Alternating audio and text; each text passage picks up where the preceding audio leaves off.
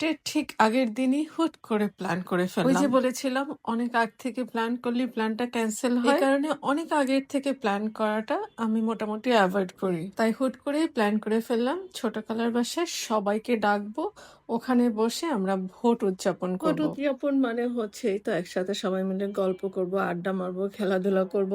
Plan মোতাবেক আমি আমার ঘর থেকে এক পোটলা গরুর মাংস নিলাম আর ছোট খালাকে বললাম তুই খিচুড়ি রান্না আর কর, ভর্তা বানাও। আর অন্যদিক থেকে আমরা সবাইকে ফোন করলাম, অন্তু, কবিতা খালা, মারিয়া, শাওন, সবাইকে সুন্দর করে ডেকে নিয়ে আসলাম। খালু বাড়িতে ছিল না, তাই সব অ্যারেঞ্জমেন্ট আমরা নিজেরা নিজেরা করছি।